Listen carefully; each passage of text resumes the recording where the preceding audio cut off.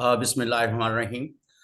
बहुत शुक्रिया। Development communications network डेवकॉम Pakistan की तरफ से मैं हूं मुनीर अहमद, और आज हम बात कर रहे होंगे कि नए साल में हमारी सिक्योरिटी रेजोल्यूशन या सिक्योरिटी चैलेंज क्या है और उसको कैसे हमें हल करना चाहिए, और कौन सी तदाबीर ऐसी हैं जो हम अपने रियासती इदारों को, अवाम को और हुकूमत को तजवीज़ कर सकते हैं। हम कोशिश तो यही करेंगे, क्योंकि हमारे साथ कोई ज़्यादा लोग नहीं है बेसिकली, तो हमारे वेबिनार का फॉर्मेट जो है वो बायलिंगुअल होता है, और पहले हमारे स्पीकर्स बोलते हैं, दरम्यान में कोई सप्लीमेंट्री क्वेश्चन आ जाए तो मेरे जहन में तो आई आस्क, अदरवाइज लाइक फिर हम नेक्स्ट स्पीकर पे चले जाते हैं। Then we also open for general public to ask questions, and this is the format. And today I'm really pleased to have Lieutenant General Asif Durrani Sahab, former ISI chief, as keynote speaker. And then we have Ambassador retired Asif Durrani Sahab, who has quite deep knowledge about all the diplomatic affairs that Pakistan has been going through and passing through at the moment as well. And then we have Dr. Hassan Daud Bhatt Sahab, who has deep knowledge about regional affairs in the context of geoeconomics. So we will also be discussing geoeconomic affairs in terms of our security, how national security and geoeconomic issues are related. And then we have National Defense University Assistant Professor Dr. Sumeera Imran Saiba, and she has deep knowledge about Pakistan-US affairs into the context of geopolitical changes in the region. And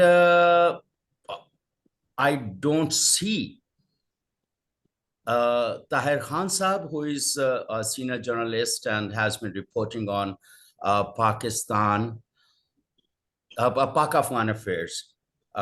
He had told me that he might not be joining because of his recording for a television show at the same time. Let's see if he could join later on. This time we will have speakers in ascending seniority. So then I would request Dr. Sumeera Imran Saiba to begin with. Please do let us know, like, what is your opinion about Pakistan's national security challenge this year and ahead, and what could be the sound master. Bluetooth mode. Dr. Sumeera. Assalamualaikum. I think there are a number of challenges. In fact, challenges more than resolutions are there. Resolutions definitely have to be built in response to the challenges that are awaiting or are facing Pakistan's security. Security, in fact, to me implies the absence of real or perceived threats, whether they originate from internal turmoil, external sources, or incumbent economic disparities and inequalities. And in a way, I think Pakistan faces all sorts of challenges presently. But what is utmost to my mind is the challenge of political instability. And from there, I think that is the pivot beyond which and around which we will have to conceive of overcoming the other challenges that are being faced by Pakistan. And in fact, it is around this pivot that other challenges can be overcome and can be countered. So I would say that Pakistan's National Security Resolution for 2023 has to be set in the perspective of those threats and challenges which are being faced by Pakistan lately. And national security objectives and national security policy guidelines, they have to be set accordingly. Now, first of all, what is a state? Because I am an academician, I'm going to give you the perspective of how people look at the state and how it should, meet the aspirations of the people at large. So a state above all is the state of its people. So more than an administrative structure, it symbolizes the promise of resolve by any community of men in the supremacy and utility of certain ideas that they have envisioned for themselves. State is the collective vision that binds community of men together to realize those ideas envisaged collectively. For its lot of men, the state is that ray of hope in fulfilling those ideals, which present the promise of a better future under the state's administrative machinery and power structure. So, for any security resolution for the future, it is incumbent to keep that ray of hope alive and intact. It is that spirit of resolve which keeps nations spiritually alive, energizing them with a visionary zeal to defend and protect the state's territorial boundaries. So it is that ray of hope which has to be kept alive.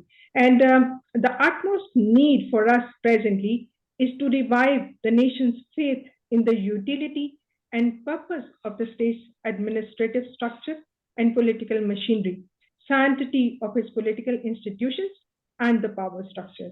So that is point number one.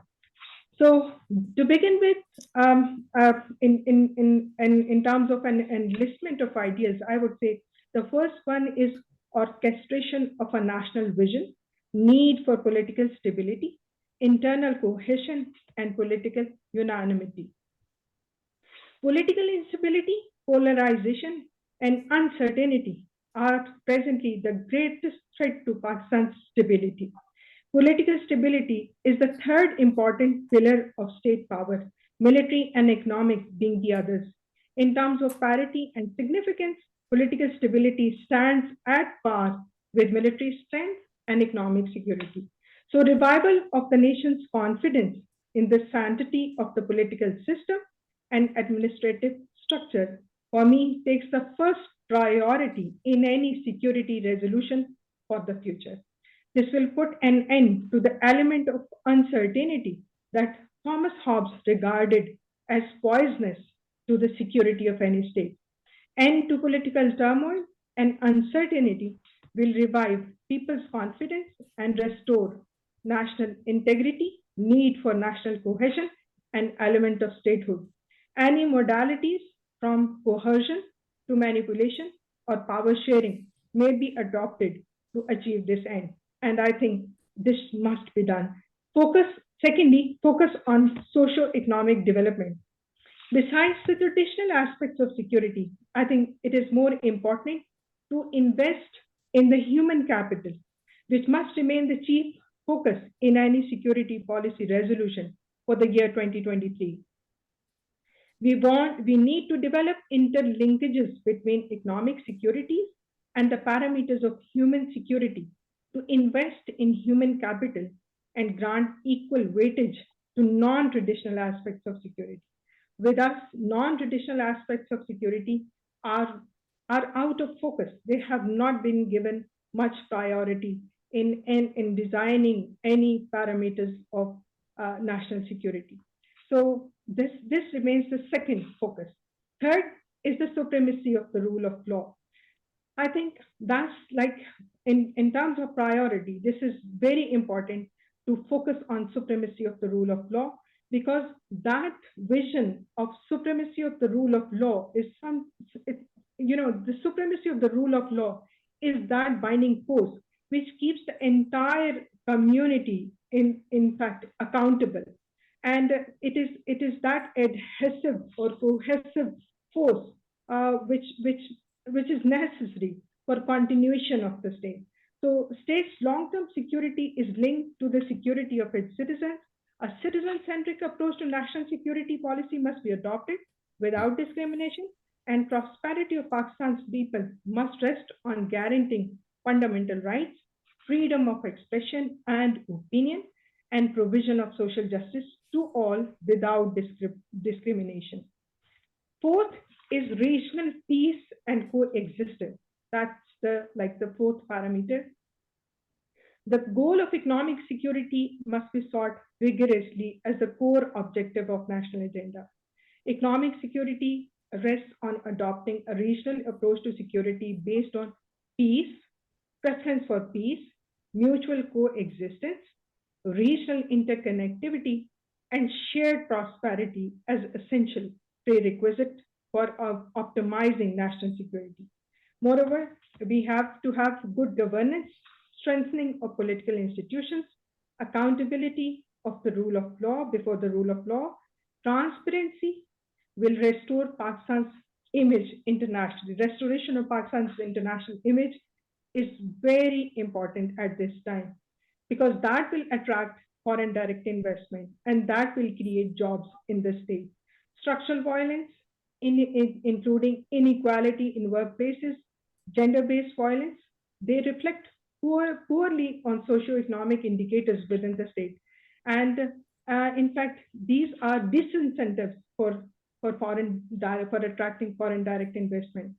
Thus, in order to reduce unemployment and create confidence in the continuation of the state, in the sustenance of its system, and the welfare of its people, it is essential that we work on all these parameters so that economic security could be engendered, could be created, and equitable income distribution could be realized about. Then comes defense and territorial integrity. There are, in fact, defense and territorial challenges that Pakistan has been facing on its eastern as well as on the western front. This myth, so-called, of securing the western frontier being secured after the resurgence of Afghan Taliban rule in Kabul. In fact, that has in a way been lost because of the resurgence of threat of TTP. So in a way, Pakistan is presently in a way sandwiched between two threats on its eastern border, and the element of religious extremism in the form of Hindutva on the eastern front, and again religious extremism on the western border in the form of the support being engendered to TTP by Afghan Taliban. So these are the two territorial challenges that Pakistan is presently being faced. But to me, I think the prime challenge that Pakistan has to address at this time is to provide for political stability, because once the political, the domestic order is put on a proper line, it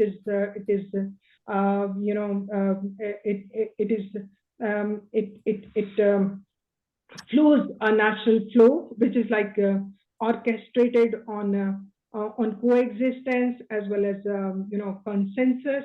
I think no space would be left for these sort of challenges to disrupt or to pose any serious challenge to the territorial integrity of Pakistan, because the people of Pakistan would then stand unanimous in their resolve to defend the state collectively and under a national vision. And I think for that, the role of leadership is essential, whether it relates to the security establishment or whether it relates to the political leadership. We have to have leaders who are ethical and who are visionaries in terms of entrusted with a vision for the nation, a selfless resolve to work for the state and for the nation. So I think that is essential. We really aspire and we really wish to have this sort of leadership which emerges in the state, because ethics would then flow from top to the bottom, and only then people would be attuned to, or would in fact would relate to the concept of national integrity, national cohesion, and security of the state. Thank you so much. Okay, thank you very much, Dr. Sumeera Imran. Now I would request Dr. Hassan Daud Bhatsab, Associate Professor. Now he's working with Bahia University. Can I see you? Yes, you are there. Ji, Dr. Hassan Daud Bhatt Sahab, what is your take on the national security challenge, and how do you see it in the geo-economic patterns that we have at the moment in the region and globally? Ji, Dr. Sahab. Munir Saab, thank you, and Bismillah Rahman Rahim. First of all, let me say salam to all the great and eminent speakers who are here. It's always is an honor to listen to both the Duranis, I think, and learn from their experience, and perhaps look at how the future unfolds. First of all, as someone who's associated with projects and with globalization as a core subject for my own professional grooming, and also someone who's associated to youngsters, because I teach projects management. Projects management essentially is about regional integration, and some of the projects that happen have a direct linkage to international relations. So I will be tailoring my speech, and I will try to be as candid as possible in how I observe things. And also, the tailoring would be how I look at Pakistan now, how I look at Pakistan post 2050, and what is the way to go there. I understand that in this time of crisis and uncertainties, the first job that you should take is predicting the future. But I will still make my effort, because of various reasons, and also my understanding from some of the regional events that I have attended, both representing the government and on a personal note. So having said that, sir, we need to first understand some of the facts, और कुछ जो हमारी जो realities हैं जिसके against हमने अपना and I will be bilingual, because when you're speaking candidly, right from your heart, you should be very, very open and speak perhaps in your mother tongue. So with this, दो चीजें हैं जिससे हमें निकलना होगा. And with that preamble, I will build where we are and then how to get there. पहला ये है कि हम में talent बहुत है. I think ये जो assumption था ना, ये 70s और 80s के बाद हमें खत्म कर देना चाहिए. क्योंकि having worked and led CPEC project and also some of the multinational projects, और जब आप productivity देखते हैं, it is a huge challenge of productivity. और जो टेक्नोलॉजी आ रही है और हम लोग उसको embrace नहीं कर रहे, whereas rest of our competitors are embracing the technology as we speak, तो वो productivity level कम हो रहा है. और दूसरा जो एक हमने अपने इर्द गिर्द एक जो स्ट्रेटेजिक लोकेशन का एक पैराडाइम बनाया हुआ है, उसको भी थोड़ी देर के लिए, I think that also was true till 80s, और अब हमें सिर्फ और सिर्फ उसको फॉर इकोनॉमिक रीजन और उसके अंदर जो नेचुरल एंडाउमेंट है और जो रीजनल कनेक्टिविटी इंपेरेटिव्स हैं उसको देखते हुए आगे देखना है.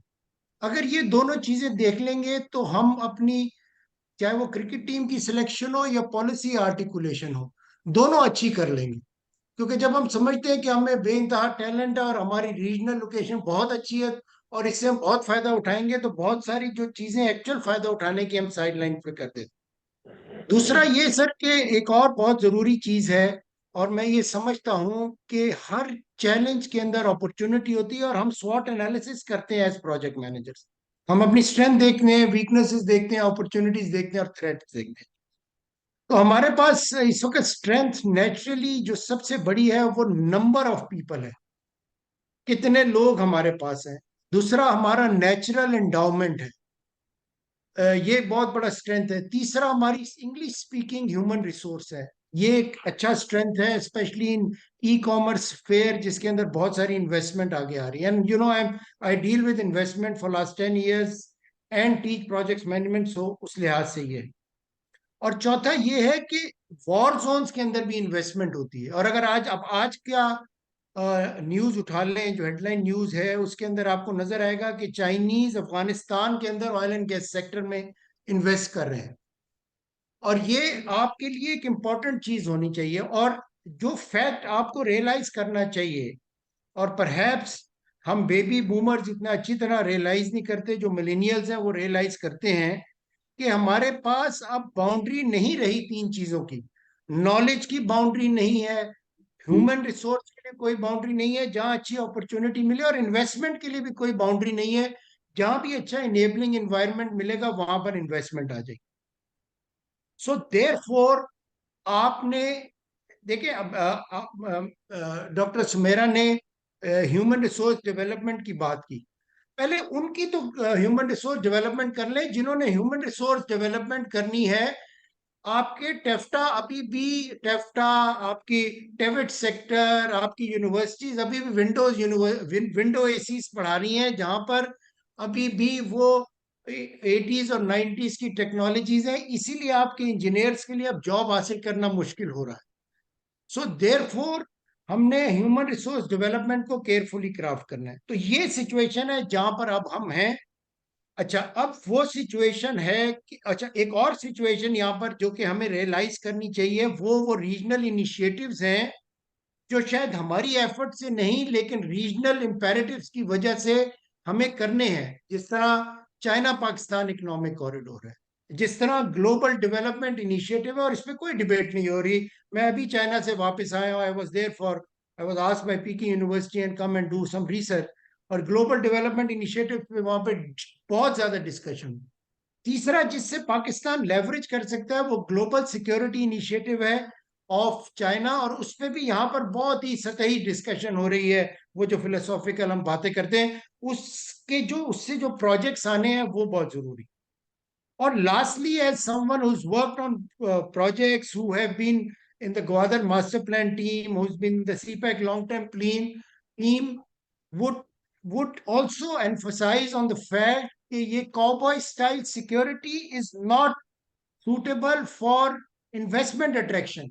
ये जब हम एयरपोर्ट पे निकलते हैं और 5 गाड़ियां सिक्योरिटी आगे, 5 गाड़ियां सिक्योरिटी की पीछे, गवादर में हमने एक गलती से एक्सपो करा लिया, उसमें हर 1 किलोमीटर के बाद एक सिक्योरिटी पैराडाइम और एक सिक्योरिटी चेक पोस्ट होती थी, starting from airport security, then police, then army, then navy, then marine, then port security. अब आप सोचें कि एक इन्वेस्टर आया है ईरान से, ओमान से, हमने दुबई से बुलाया, इट वाज बैक इन 2018। आप सोचें कि वो कितनी दफा अपना शिनाख्ती कार्ड दिखाता हो।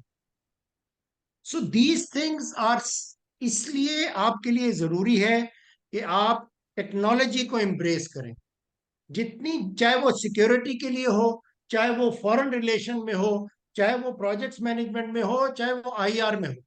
इन सब के लिए बहुत जरूरी है सर कि आप टेक्नोलॉजी को एम्ब्रेस करें।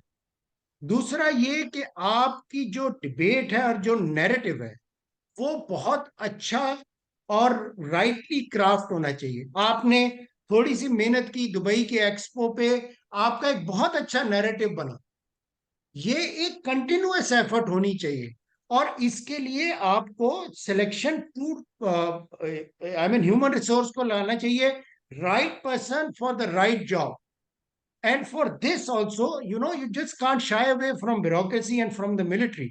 But both bureaucracy, military, state-owned enterprises, the government has to take a step back from business and let the private sector take a step forward towards business. और ये वैसे तो एक रियलिस्टिक बात लगती है एज अ केस स्टडी, ये मुश्किल काम है at this time and age, और इसको आपने कैसे करना है ये एक जनरल डिस्कशन के थ्रू होनी चाहिए।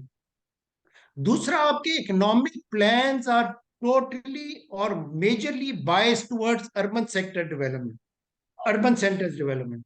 आपको रूरल अर्बन सिनर्जी लानी पड़ेगी। आपने अभी डीआई खान यारक रोड बनाई है, वहां पर $3 बिलियन की पंजाब से इन्वेस्टमेंट डीआई खान में गई, and this is how roads and infrastructure develop. And therefore I argue to all those political leaders and the entire leadership जो हमेशा इंफ्रास्ट्रक्चर डेवलपमेंट के अगेंस्ट डिबेट करते हैं। And we had this challenge, जब covid आया और I was teaching in Peshawar, तो उन्होंने कहा जी न्यूली मर्ज डिस्ट्रिक्ट के भी बच्चे जो हैं वो कनेक्ट कर लें। तो वो कहते हैं हमारे पास तो इंटरनेट नहीं है, क्योंकि आपका 5G, सो कॉल्ड 5G, जब आप मोटरवे पे आते हैं पेशावर की तरफ तो वो 4G हो जाता है। जब आप पेशावर पहुंचते हैं वो 3G हो जाता है, और जब आप पेशावर क्रॉस करते हैं तो 1G रह जाता है। And in this time and age where tourism will not happen, where infrastructure development will not happen without internet, seamless internet connectivity. Okay. Last point मैं आपको कह दूं, और किस तरफ हम जा रहे हैं। आप चाहें ना चाहें, गवादर के अंदर इस साल इंशाल्लाह एयरपोर्ट बन जाएगा। आप चाहें ना चाहें, Okay. गवादर ईस्ट पे एक्सप्रेसवे बन गया है। आप चाहें ना चाहें, आपकी वेस्टर्न कॉरिडोर की कनेक्टिविटी हो रही है, connecting with the Chinese border. आप चाहें ना चाहें तो ग्लोबल सिक्योरिटी इनिशिएटिव की जितनी भी डिबेट हो रही है उसमें आप आ रहे हैं। तो बेहतर ये है कि Okay. आप उसके लिए प्रिपेयर कर लें और एक डिबेट करें। And my last two cents, जिस पे मैं खत्म करना चाहूंगा कि खुदारा पॉलिटिक्स को इकोनॉमी से इंसुलेट कर दें। Okay. अगर आपने ये नहीं किया तो आज से 10 साल बाद हमारे बच्चे भी यही डिस्कशन कर रहे होंगे जो हम आज कर रहे हैं। Thank you. Okay. Okay. Thank you very much, Dr. Hassan Daud Batsab. Now, I would request Ambassador Retired Asif Durrani Sahab to unmute yourself and let us know your thoughts about the national security paradigm shift if we need it. Please go ahead, sir. Thank you very much, Munir sir. Am I audible? Yes, you are audible. Thank you for hosting this very important event with regard to Pakistan's national security challenges for 2023. I think it should be a sequel of what we had in 2022 or before. We have been facing multiple challenges, foremost being the internal political instability, which in fact is reflected into your foreign policy as well. So if domestically you are strong, you are stable, it reflects on your dealings with the rest of the world, because a politically stable country always has more credibility than a politically unstable country. So I'll already, Dr. Sumeera and Dr. Hassan have touched upon the major themes and issues. They have very eloquently discussed that. So I would not repeat those, but at the same time, there may be some overlappings. First of all, as I said, political stability is very important. And at least during the past 4 years or more, the country has been heading towards instability. And drastic measures are to be taken with regard to rather serious measures among the political forces, how they can evolve a modus vivendi, whereby they can sit together and come to a consensus formula as far as country's economy is concerned, its external relations are concerned. Unfortunately, our politics is now a street politics rather than discussing the issues in the parliament. And in fact, everyone, claims that they want the government or they want to be in the political system, but without giving any importance to the parliament. So the result is right now you have a government which voted out the previous government, but the previous government led by Mr. Imran, they are not sitting in the parliament. So this is a hodgepodge system which we are facing, and the result is that economically it is harming us by the day. And unless immediate measures are taken, we will suffer. Second is, look at your neighborhood. Your 4 neighbors, China is a miracle, but the rest of 3, there are different challenges. On our eastern border, it's a persistent tension. On our western border, we have suffered more than our 3 wars with India, and we are in fact, in terms of blood and treasure, we lost more due to the western border and its instability and the fallout which have had on Pakistan. Iran is a friend. We don't have a dispute with Iran, but the problem is that Iran is under sanctions. When Iran is under sanctions, we are under sanctions. We cannot do normal business. The reason is that our banks are dollar-based and they are scared of doing business, despite the fact that we have an agreement, a currency swap agreement, and despite that, our banks are scared. Unless you have an exclusive bank which only deals with rupee and tuman, then it's a possibility, but so far no concrete step has been taken. So this is needed. Third aspect which I want to discuss is the mindset, how we have become from a normal state to a security state, and the deep thought should go into that. And from a practical, a practitioner of diplomacy, we talk about a lot about Pakistan geography, its importance, and there's no doubt about the importance of Pakistan geography. But there are certain circumstances beyond our control because of which we could not make use of our geography. For instance, we did not request the Soviet Union to come to Afghanistan. And its fallout on Pakistan, in fact, has been quite negative. Initially, perhaps we thought, and those policymakers thought that we are the bulwark against the communist expansion, their attempt to reach to warm waters.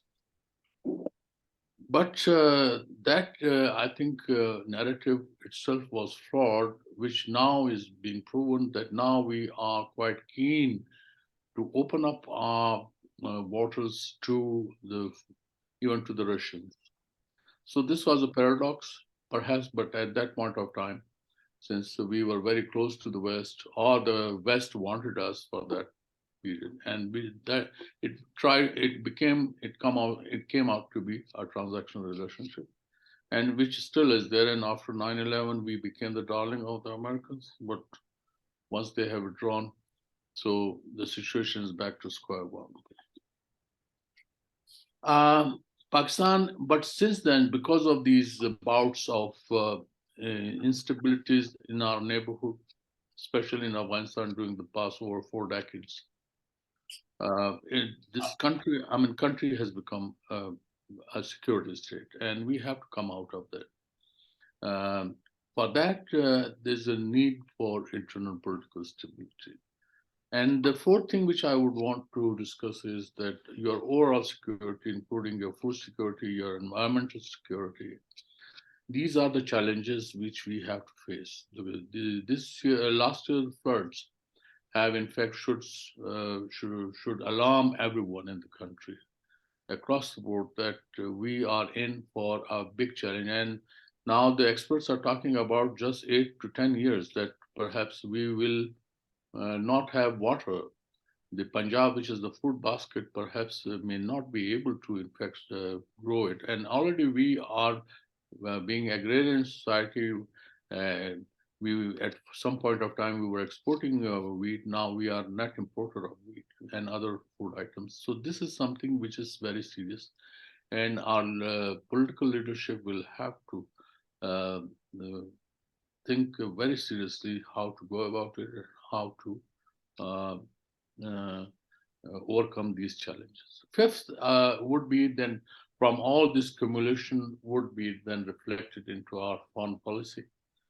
Now this, now the fashion around the world is to have investments in the country. Unfortunately, we are not a role model for the outside world. If our own people, they don't invest in the country, they are investing outside, abroad. They are building, they are having their real estates and other businesses outside. How can you expect the outside investors to invest here in Pakistan? I personally faced this problem in UAE, where I was ambassador, and then in Iran, where I was ambassador. And it had started trickling down that our leadership, our high officials, they in fact they prefer more towards the West, and they in fact prefer more to invest in those countries. And the result was that when we would ask for the investments, so our try to convince them, they would say that where is the local equity?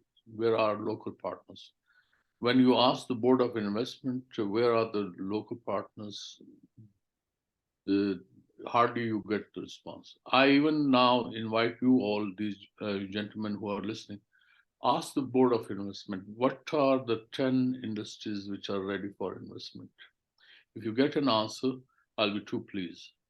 And then secondly, if you now go to the Board of Investment that you want to launch an industry, and if you get the license in 1 year, you will be lucky. So these are the bottlenecks you have to remove from your system. Otherwise, yes, Pakistan is a big country. It cannot be ignored. Geographically, there's no doubt about it. But the security aspects of policies, in fact, have put a check. For instance, we all the time we boast about Pakistan as a bridge between South Asia and Central Asia and the Middle East. But if India is out of the equation in South Asia, you are no more a bridge between South Asia and Central Asia. Reason being that India is neighbor of all South Asian countries. No, we are not. So, and if you don't have normal trade with India, so, or you don't have transit facilities for India or vice versa, then we are not a bridge. And then if the instability continues in Afghanistan, then you are not at all, forget about being a bridge with Central Asia. So I think there are, but at the same time, there are many opportunities. For instance, if India is out of the equation, we should build this CPEC project. We should include Afghanistan and Central Asian states, Iran. And then I think there are chances. And it would also lure the Indians to come to this emerging economic bloc. So there are many opportunities, many avenues where we can, in fact, explore and then invest into our overall prosperity of the people. One thing I would underline, and that is, unfortunately, on education, it seems that successive governments have just washed their hands to seriously pursue and invest in education. The governmental allocation is hardly 2% of the GDP, which is the lowest in South Asia. And then you expect miracles. This is not going to happen unless you invest in your R&D in your education system, and you encourage knowledge-based economy in the country. Forget about having a place at the international level, especially in the economic field. So you have to go extra mile, and in fact, you have to, at the minimum, double your allocations for the education sector. And I can assure you that if you have better educated people in the workforce, human resource, they can pay you back 10 times more. So here I will stop, and if there will be some questions, I would be happy to answer. Thank you so much. Okay. Thank you very much, Ambassador Retired Asif Durrani Saab, for your wonderful thoughts.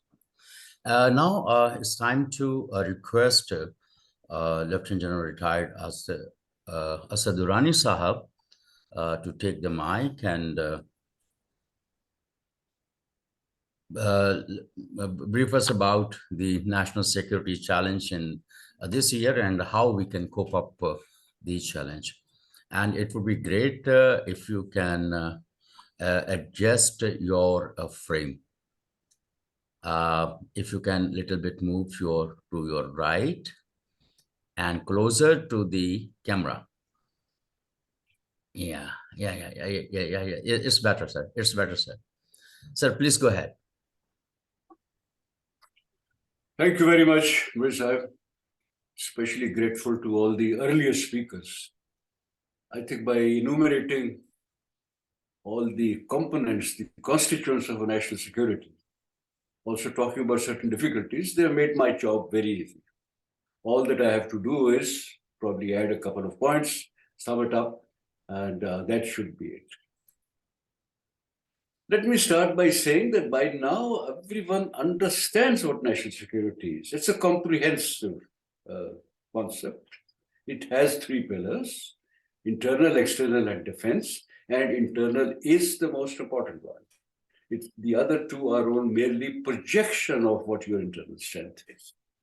The other consensus, I believe, has been reached over a period of time, that like any building, you build it up from the base. The base has to be strong. So civil society being the basic brick of the national security, now that is where it starts. We're quite lucky to have certain strengths also at the grassroots. Coming from the military background, let me tell you very frankly, the war performances of the other ranks and junior officers have been good. That of the leadership, the higher leadership, pathetic, inadequate. Now, that is just one way to describe as to where our strength lies. The other one is nowadays we are talking about anti-terrorism and so forth. Look, over a period of time, I mean, it's no rocket science, one knows where one starts. Good intelligence and the best intelligence is provided by the locals and the special branch.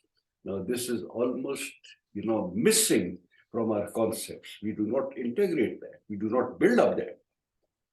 Even on the operational sides, if you have to go after the terrorists, you operate in a group of 2, 3, 4, 5 small groups, not its battalions and brigades, and not with Air Force and artillery. Even in a country like Germany, which is supposed to be an economic powerhouse, they do say that 60 to 70% of their strength comes from the small and medium units.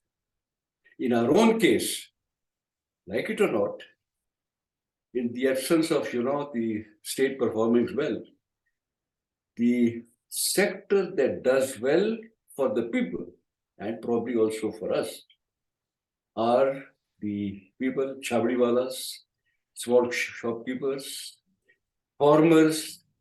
By remaining out of the state stranglehold, they are the ones who are keeping probably also the state afloat, but certainly as far as the poor people are concerned, they get their employment roti because of these people, not because of what is happening, at the macro level, the mess that we have created. Even if you don't mind, let me tell you that the performance in areas like Afghanistan and Kashmir, and I suppose we have talked about that, there what has prevailed, what has been proven to be more effective are the small units, the militias, the lashkars, the individuals. They make a better effect, not because they have big armies. Now, having said that, why is it that we have not been able to exploit our strength?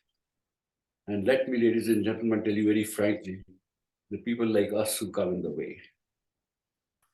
Pakistan, over a period of time, all states are more or less oligarchies, but we are becoming very strictly oligarchic in our approach, in our policies. Elite's interest is looked after more than anyone else. Leaders at all levels, they ensure that their privileges are taken care of at the expense of the others. I can also give an example from my own field. Whenever reforms within the military were discussed, usually one or the other senior officer would say, yes, it's all very good, except please don't take away any of my rights or privileges or my assets. So they are the hindrance. The real challenge is for us how to snatch that mandate from them. Otherwise, you can be quite sure that all these things that we have listed here and we have talked about, they're not going to implement it because it's not in their interest. They will lose their privileges, they lose their special status. Now, just take the example of one, the political reform. Whenever we talk about the family mafias, it's true, they will not allow anyone else in their parties also to come and be in a position where these forces will rise. So you are stuck with 2, 3, 4 families, 2, 3, 4 groups, and even the system of the political or the election system, they will not allow that to be improved. They will not allow that to become representative, because in that case, let's say if we resorted to a proportional system, then these people will, who can win an election, who can win the government with the 25-30% by various means, they will lose out. Some of the smaller parties, the regional parties, the local ones, they will gain more because people will then also start voting for them. On the economic front, because if that is going to be the main subject of our discussion today, or main worry today, can you imagine that under these circumstances, all that the government can think of is 8 baje band kar do, 10 baje band kar do, light band kar do. Knowing fully well that where is more money to be saved, all the structural reforms have to take place, where the big money can be earned, instead of doing that, imports, luxury, etc., you can make a very long list, and here we have Dr. Asad. You can also talk about these things. They won't do it. They don't touch that. From the buffaloes, from the murghis, and from the, the Gharib Admi, Aam Admi, how much business he can do, and when he can shop, and when he can have to go back home. Even the electricity load sharing takes place in these areas, not in the elitist buildings. So they will not do it. Don't hold your breath. Don't count all these things, because it are known. It's always been known. But how are we going to perform that? Because the establishment, let me call it establishment, the deep state, comes in the way. So, as I said, the main challenge is how are we going to ensure that that mandate of theirs, that clout of theirs, that privilege of theirs are going to be snatched. And if it sounds like a little rebellious thing, then let it be.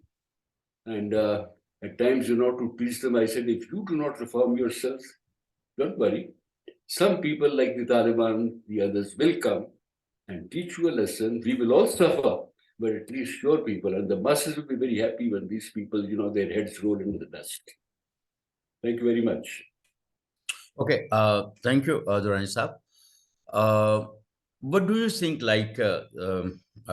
I've been referring to Cold Wars since May 2020, that what could be the impact of the emerging Cold War, and now that is picking up, and many steps have been taken in the region in that context. How do you see Pakistan's national security paradigm in the new Cold War? While we have a good friendship with China, and we are also leaning our foreign policy and trade with Russia and other Russian states. Thank you very much for asking this question, because, of course, not only that it's more in my field and more in the studies, but it also, when I try and explain as to why it does not happen, it reinforces my thesis. For the last about 15-20 years, people have known, and I think some of our people did very well to position themselves in the region. After all, we mended fences with Iran about 15 years ago, Jandullah and all. We reached out to Russia because of the problem here within the region. China was already on board. Turkey joined us. Central Asian countries in the meantime. So all that consensus was created so that, number one, we get rid of this extra regional presence here, the NATO presence. And secondly, then do something about the regional security, because Pakistan alone is not going to matter in this big game. It is the region together. So we did that. Now, if there have been dragging of feet, again, the reason is that people having well known that if this is going to be the alignment, East versus West, where do we belong? Where is our interest? Where is our region? If they still drag their feet and sometimes say we have to balance out and we have to look forward, look for where our investments are, where trade is, it's not because of that. It is because their children are studying there, their property is there. And that's why they do not pick up the courage, and sometimes they even scuttle, one is known. the last about 10 years, who are the people who were trying to give a message, no, the CPEC is also not going to be good for us, because that is the idea, that is the task given to them, that they must talk about it, so that there are doubts created, because that's going to be in our interest, in the interest of the region, but their interests are lying somewhere else. So they will come up with these cliches like the balancings, and ultimately, you know, we are where we trade more. If that is going to determine where we trade more, then remember, people trade with each other, but their hearts and their interests may lie elsewhere. The Sino-Chinese, Sino-Indian trade is well known. In the good old days, the Brits used to trade with China, but at the same time would not recognize it, and also tell the Americans, no, I think we have to be careful about these fellows, the yellow danger and so on. Luckily, we could play a role in the 70s in which the China could be brought in the mainstream. Otherwise, the Brits were happy trading with China, but not recognizing. So these are not the things that matter more. Where do you trade, and where where the investment may come from? You are thinking about your overall interest, the strategic interest, and in the long term, it's very clear. We do belong to the East, the Eastern camp. Haven't we learned that lesson in the 60, 70 years as to why, whenever we have lined up our, with the West, how one abundance, once that immediate, interest of theirs is over. Right. One thing more. Now, rather, I would like to open floor for questions. Our panelists are here. General Durrani is here, and Ambassador Asif Durrani is here. Dr. Sumeera. Anyone, if like to ask question, please raise your hand. From the general public, Ayan, unmute yourself. Dr. Saab, I will come to you. Dr. Hassan, I will come to you. Ji Ayan. Salam alaikum. This is Ayan. I'm joining in right now from the Deccan Indian city of Chennai. I hope I'm audible, right? Yes, you are. Yes, you are. I wish everyone the best wishes for the new year. So my question to Lieutenant General Asad Durrani would be, what do you think of the Islamabad relation with the TTP? This is, I would like to address Durrani Sahab. And my second question would be for Mr. Asif Durrani, with whom I recently met in Dhaka. He mentioned about the trade. Unless Islamabad normalized trade with India, it can't be a bridge either to the Middle East or to Central Asia or to anywhere that it shares border. So, Ambassador Asif Durrani Sahab, what do you think about normalizing trade? Okay. Especially at a time when the election in both the countries in India and Pakistan are just coming. The General Assembly are coming. Thank you. Khuda Hafiz. Okay. General Sahab.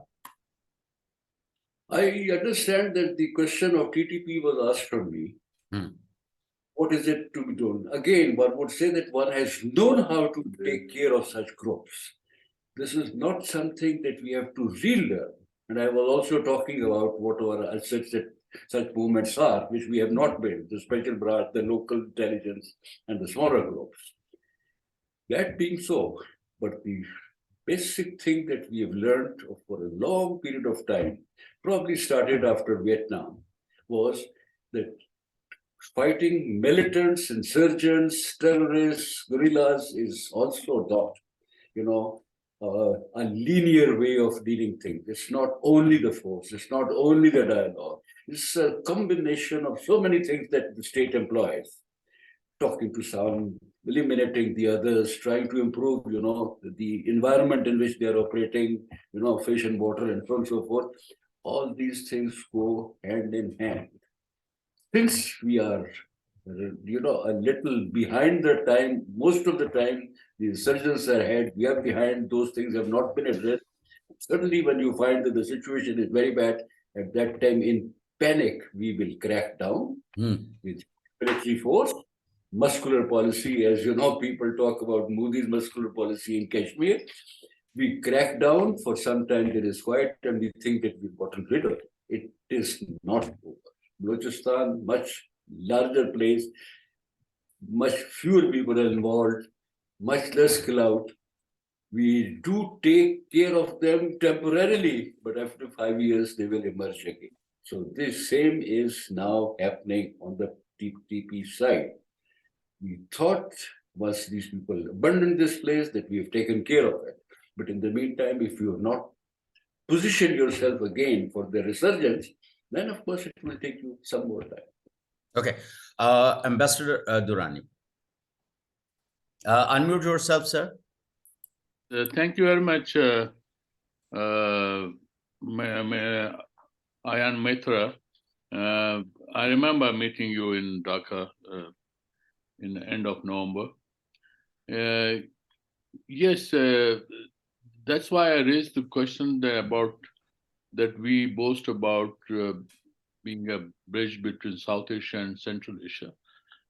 However, when I say about trade with India, that is a bilateral plane. And for that, what has happened, the action India took in occupied Kashmir, that was unacceptable. And I think there is a strong resentment in Kashmir as well as in Pakistan. So that has brought down the trade and we lowered our diplomatic relationship. But when you talk about the transit trade, then yes, it makes sense. But you will be surprised that India has not so far formally requested Pakistan to allow transit trade facilities beyond Pakistan to Afghanistan or Central Asia. Because it would be then, in that case, India will have to reciprocate to Pakistan to have access to Nepal, Bhutan, and Bangladesh. And perhaps India does not, and Indians are dragging their feet.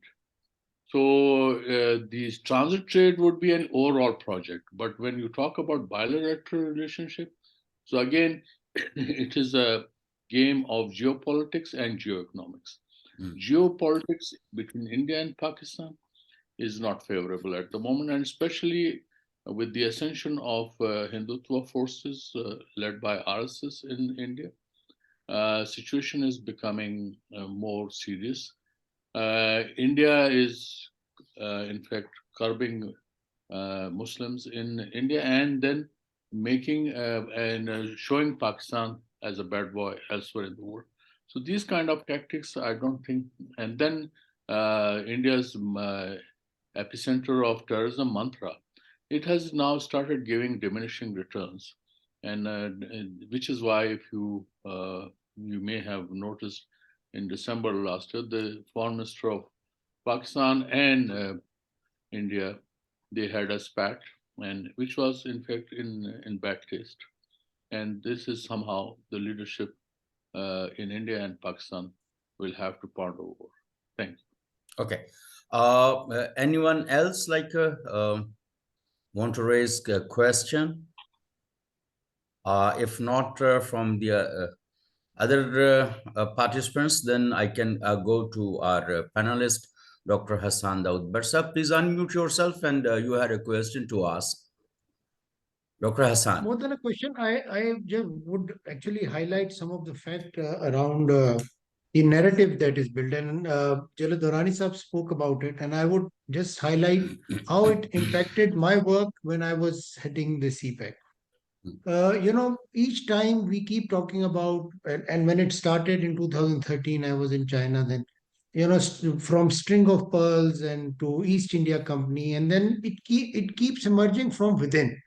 And आपको अंदाजा नहीं है कि how much time उसका counter narrative produce करने का या एक discussion को लेके जाने में कितना time waste होता था in terms of productive time.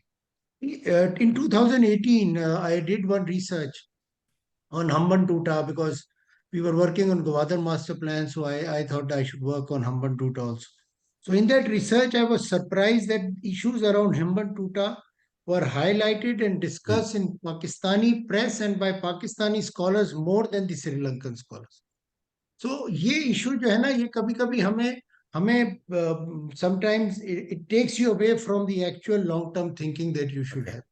Similarly, sir, last point जो मैं जरूर कहना चाहूँगा before I end, and this is based on कि perhaps ये जो cowboy style security है, इसको आपको digital technology की तरफ लेके जाना चाहिए, because if you go to China and if you go to Vietnam, I've served both, and even Cambodia, which are now examples and case studies for special economic zones and industrial development जो हम कर रहे हैं Russia कई के अंदर भी. You don't see so many weapons and guns out in your normal work. So therefore जो मैं enabling environment की बात करता हूँ उसके अंदर इस चीज की भी बात बार बार इसलिए करनी पड़ती है क्योंकि it damages in creating the kind of soft image that perhaps हम कहते रहते हैं लेकिन उसको हम नहीं कर सकते, and it becomes a challenge. Similarly, sir, एक request आपसे जरूर करूंगा with all the greats who are here. जो मुझे इन्वेस्टमेंट के लिहाज से एंड फॉरवर्ड लुकिंग अप्रोच रखने में एक अगर हम रिलीजन का एक एस्पेक्ट अगर हम फॉलो कर लें, because that is actually hurting the investment in investors who are here, चाहे वो चाइना से हो या एल्सवेयर से हो, वो ये कि जो हम प्रॉमिस करें फ्रॉम द गवर्नमेंट लेवल उसको पूरा जरूर करें. हम ये जो हर दफा पॉलिसी को चेंज करते हैं और कंटिन्यूटी ऑफ पॉलिसी जो नाइटमेयर है, we are number one country in making policies, and we are perhaps amongst the last few in its implementation. तो ये bridge, ये जो gap है इसको भी bridge करना होगा. Okay, General Durrani साहब. ये जब डॉक्टर साहब बात करते हैं पॉलिसी की तो मैं तो बड़ा परेशान हो जाता हूँ, बिकॉज अगर इकोनॉमिक पॉलिसी बनी है कोई तो मुझे नहीं पता. Very important issues like Kashmir, Afghanistan, national security, कभी पॉलिसी नहीं बनी, आज तक नहीं पॉलिसी बनी. पॉलिसी बना लें और उसको बताएं हाउ टू इम्प्लीमेंट, कौन सा स्टीयरिंग मैकेनिज्म होगा, तो फिर तो रोना धोना हमारा कम हो जाए. आस्क्ड टू मेक पॉलिसी, वो कहेंगे नहीं जी आप इसको संभालिए, जो प्रेजेंट सिचुएशन है, we will come back and make the policy. So the policies नहीं बनती. I suppose if the economic policies are made, then in that field you are very lucky. Or as far as the other things, CPEC have been coming back to that, because one has seen how the whole process, people have tried to scuttle it, knowing fully well what it means, not only for Pakistan, but for the entire region, for the neighboring countries. एक साहब थे, उनका नाम लेना अच्छा नहीं होता, पहले दिन ही उन्होंने इस्तेमाल कर दिया, ये अच्छा नहीं है, रिवाइज करें. दूसरे दिन उनकी कंपनी को ठेका मिला, खामोश हो गए. So these are the people, they are the challenge, they're the enemy. My enemy is not outside the country. My enemy is not the TDP. My enemy, frankly, if you ask me, are these people who are sitting on the throne and they think that they are going to, they have the right to bulldoze it the way they want. And whenever something happens and the collapse takes place, these people are not going to be here. I mean, anyone who is left alive will go somewhere else. So the stake is of the people, of the masses, of the civil society. Okay, Dr. Sumeera, you have more studies on Pakistan and America relations. Dr. Sumeera, are you there? Can you unmute yourself? You have like more studies on Pakistan and America relations, and we have seen like India having good relations with America as well as Russia, trading and getting oil with Russia, and similarly having strategic relationship with America. But what's wrong with us? Why we can't have it? For the very basic reason that India geostrategically and geopolitically, ever since independence, has had more clout, international clout, I would say, strategic clout, and its sort of significance was like more of a pivotal factor for great powers to, attract India or to be, to be allied with India. But it was, in fact, if I go back to history to take to learn as to what has brought the US or what has built Pakistan-US alliance partnership in the start, I think US right from start had been interested more in building a partnership with India. We must be clear about this point, but it was in fact Nehru's non-interventionist stance, which was the hurdle. So that was the disincentive for the US. But at the same time, we see that India was never out of the focus of the United States. United States economic investment, it's it has by large has been has been moving over history in terms of taking a regional approach. When we say a regional approach, that means a parity of approach. Probably it might have used Pakistan for its for a strategic alliance in terms of let me use a word which would may not be sounding very pleasing, but it has in fact used Pakistan for its purposes in South Asia, as well as with respect to its policy towards Russia.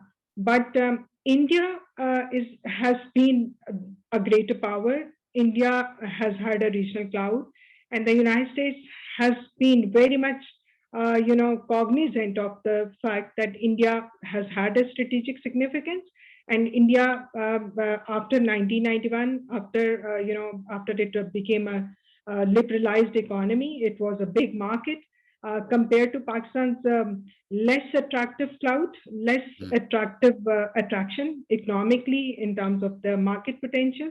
So those were the factors which in fact aligned or brought US more towards India, and especially the Chinese factor. That has been the that has been the greater incentive to build on that rivalry between China and India. So that's why we find US as much more in its tilt towards India compared to Pakistan. Okay, thank you. Now I would like to go back to Ambassador Asif Durrani sir.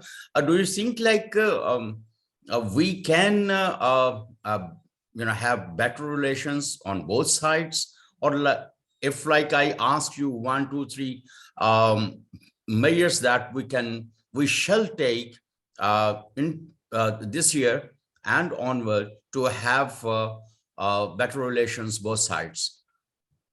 Ambassador, both sides mean both sides with India? America and Russia. Well, I think you will be surprised that right now China, India, and Pakistan are on the same page as far as the Ukrainian crisis is concerned and the between United States and Russia plus China are concerned. So I think that approach of maintaining neutrality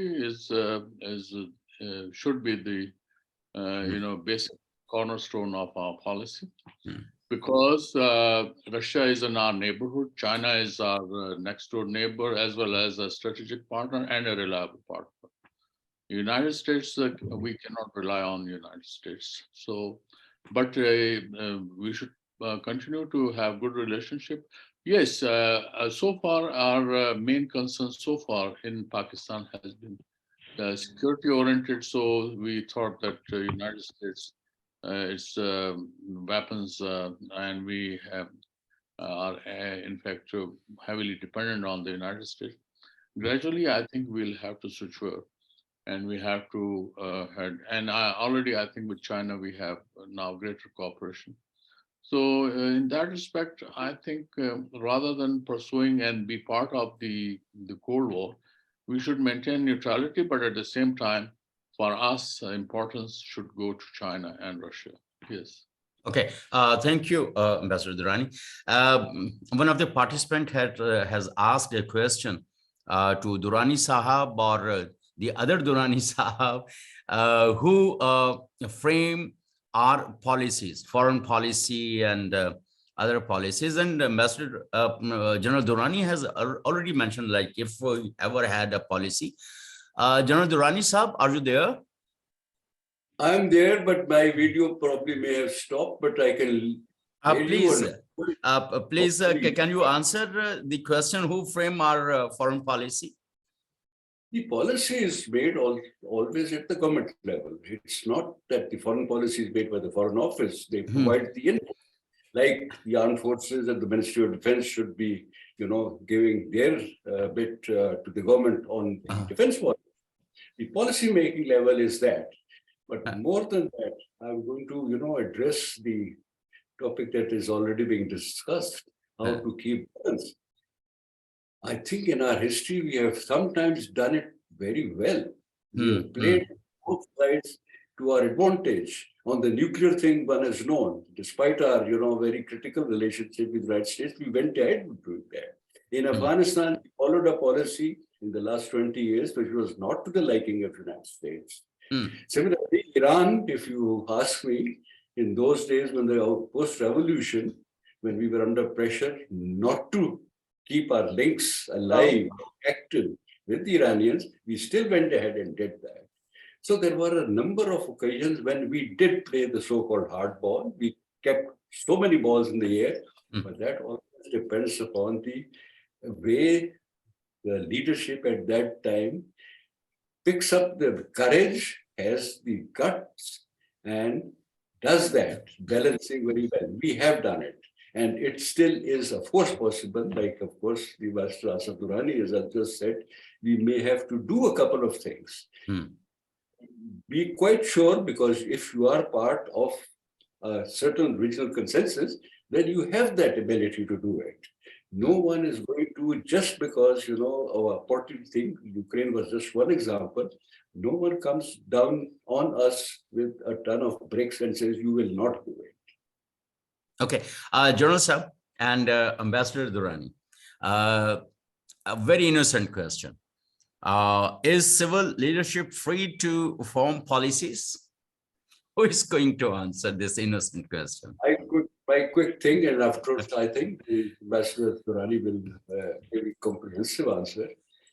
Very often in my experience, the organizations, the various departments have requested the civilian leadership, please come up with a policy, make a policy, have people on board who are experts, not only those people who are involved in day-to-day things, get also the opposition people on board so that a policy can be made that will be followed also by the governments in waiting. But usually the answer was, well, as I said probably earlier also, we'll make a policy, but right now we have a problem. Right now we cannot afford to do it, and we will continue, managing things event by event. Ambassador Durrani, would you like to respond to who makes our policies, or and like if civilians are? Sorry, please unmute yourself. Please unmute yourself. Yeah, please go ahead. Can you hear me? Can you hear me? Yeah. I think, your question, who makes our foreign policy, again, General Durrani has rightly pointed out, it's made by the government. And there are inputs. It depends what is the issue. When there was a crisis in Afghanistan, so foreign policy, the question is then the security agencies have greater inputs than, say, foreign policy ministries, that they are very much there, but the overall articulation of the foreign policy is made by the Foreign Office, but inputs come from different sources. And it is not exclusive to Pakistan, it is everywhere. Even when I saw American troops were in Afghanistan after the 9/11, it was the Pentagon which had the upper hand as compared to the State Department. So in that respect, it's a misnomer that any one source can make the policy, and ultimately the buck stops at the top man, and in that case, it's the Prime Minister. Okay. If civilians are free to form policies? The question is, this debate, civilians or military, this debate is on. And the question is, did your Afghan policy was correct? Was your Afghan policy correct or not? should we have joined the Soviet bloc or the American bloc? This is the question. Shouldn't we have cooperated after the 9/11? Because you were bound. Reason was under Resolution 1267, 1368, 1373, which were adopted under Chapter 7, whether you liked it or not, you had to render cooperation. Okay. So these are the complex issues. This cannot be, with this kind of a broad stroke. We can't say, oh. Of course, yeah, of course we cannot. Like it is, it depends. My So last it's a question. serious issue. My It's a last serious question. issue. Sorry, sir. Please, Ambassador Sahab. I said foreign policy is a serious issue. It cannot be brushed aside. Yes, exactly. And well, my last question, General Durrani Sahab, are you there? Yeah, I'm here already. Okay. When like a Cold War is there and it's picking up, what shall be our response in terms of national security and other regional interests? Very briefly, because we are about, we have a very brief answer if possible. General Durrani Sahab. It's been answered already. The answer is if your strength internally is fine, if you think you have consensus at home, and whatever you will say will get the people's support, you can go ahead and make any policy. And if the civilians feel inhibited, all that one has to do is just come up and for once say, well, we want this type of a policy, and if this mighty military is not making or allowing me to make, I am quitting. Just try it once, and you will find out that you will have that sort of a say, or you will actually get away with whatever you want to do, because then you know that you're not the only one voicing, and military is very sensitive to what people think about you, the masses think about you. So you will get that, provided you have, as I probably may have said that earlier also, you only have to assert yourself and say, this is my domain, not yours. Okay. And later on, once the governments go away and after that they start, howling, well, we were not allowed to, then no one gets impressed. Okay. Dr. Sumeera, you were about to add something, or shall we close it? Yes. Regarding foreign policy, I think it is not just one man's show. I think there are various inputs. If we take help from how CISRO has guided us as to who should be given priority in formulation of foreign policy or in terms of policies of the polity, he has given weightage to statesmen over the military man, right? So because the statesman is in a broader spectrum, he has that broader spectrum in view of him rather than a military general who's like who's focusing on one particular aspect. So his sagacity relates to the tactical level, the military general's sagacity, his wisdom, whereas statesman's sagacity or his wisdom encompasses a broader campus, right? So with CISRO, it was the statesman who should be given priority in terms of the making of policies for the polity. However, when we look at the case of Pakistan or the modern specter, we find that it is, in fact, there are inputs coming from the security agencies, there are inputs coming from, the military sector, the establishment, as well as the politicians themselves. But what it takes and should be is whether it fulfills the national interest or not. Okay. What has been the case is that in case of India, we have been following a reactionary policy.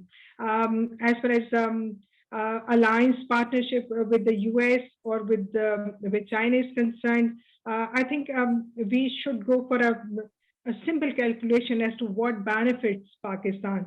Alliance partnership presently with the United States or with China. That strategic calculation in terms of a logical analysis should be available, and I think that should be the decisive factor in designing our foreign policy. Thank you so much. Thank you. Last question to both Durranis, General Durrani Sahab and Ambassador Durrani Sahab. If establishment can turn apolitical in